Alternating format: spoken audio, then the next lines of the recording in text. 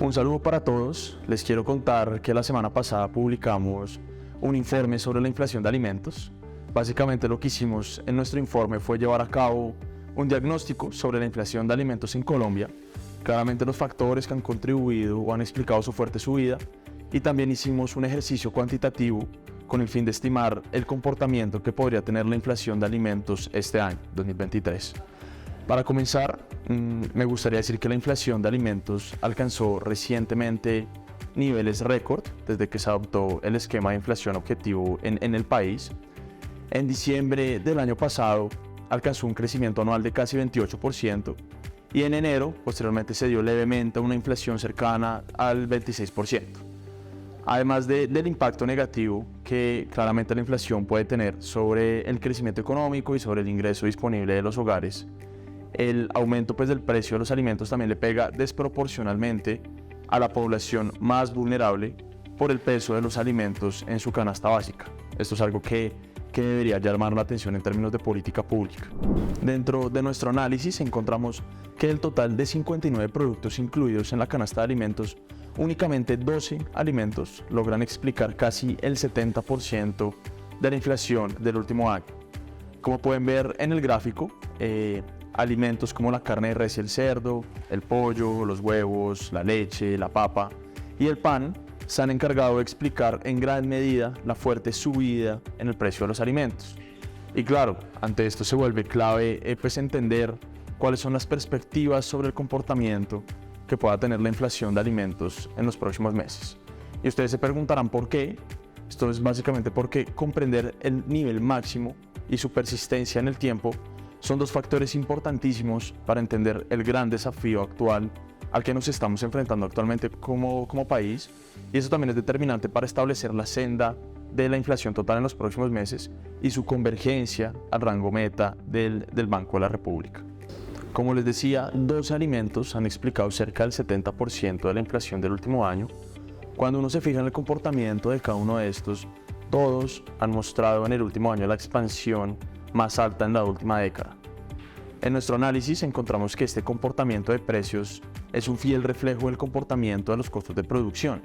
De hecho, desde que se tienen datos, un choque de costos nunca había sido tan sincronizado, tan paralelo. Acá me gustaría decir que la gran mayoría de la oferta de los dos alimentos es producida en Colombia. ¿Esto qué quiere decir? Que más del 85% de la oferta total proviene de producción nacional. Pero esto no necesariamente nos dice que factores internacionales no impacten el precio.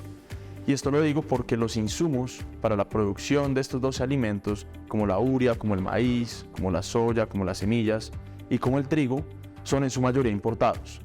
Tan así que más del 80% de estos insumos son importados efectivamente. Entonces, claro, los choques internacionales sobre el precio de estos insumos tienen una afectación importante sobre la producción y los precios de los alimentos a nivel local. Por ejemplo, la urea es el fertilizante más usado en la producción de alimentos agrícolas y cuando uno mira los datos representa cerca del 35% de los costos totales de producción de los cultivos, dependiendo del caso, claro. En los productos pecuarios, por ejemplo, el maíz y la soya representan aproximadamente el 50% de los costos de producción. Y lo que ha pasado con estos insumos es que han aumentado su precio de forma muy fuerte desde mediados del año 2021. Claro, el desequilibrio entre la oferta y la demanda a nivel internacional, después de la disminución de las restricciones a la movilidad en 2021, el problema de las cadenas de suministro del que tanto se habló, y claro, el conflicto entre Rusia y Ucrania hace ya un año, pues fueron factores determinantes sobre el choque de precios de materias primas que afectó a la economía global. Y aunque estos insumos han corregido en precios durante los últimos meses, aún se mantienen en niveles importantes, en niveles altos. A pesar de lo que les acabo de comentar, les tenemos muy buenas noticias, y es que las perspectivas son positivas.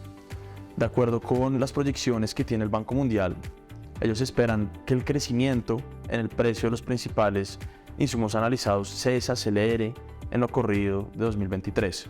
En términos gruesos, por un mejor comportamiento de la oferta y una desaceleración marcada de la demanda a nivel mundial. El otro factor está asociado claramente con el clima, y es que el 2022 se caracterizó por el fenómeno de la Niña, lo que claro tuvo un impacto importante sobre el aumento en el precio de los alimentos, en especial en los productos agrícolas. Ahora, para 2023, la agencia NOAA proyecta que el panorama sea más favorable. Según sus cálculos, el fenómeno de la Niña tendría su fin en marzo de este año, lo que en últimas son muy buenas noticias para el sector en términos de producción y por ende pues también en términos de precios. También hay un tema que me gustaría mencionar acá, y es que calculamos que con la reforma tributaria y los impuestos a los productos ultraprocesados, su golpe sobre la inflación sería de más o menos 2 puntos porcentuales adicionales, tanto en noviembre como en diciembre de este año. Con este panorama que les comento, estimamos que el IPC de alimentos cierre el año con una variación anual del 15,1%, como pueden ver en el gráfico. Creemos que el pico se alcanzó en diciembre del año pasado y hasta mayo la inflación de alimentos bajará pues por debajo del 20%. También estimamos que de forma paralela los 12 productos que les comentaba previamente pues registren una desaceleración en su inflación a lo largo de todo el 2023.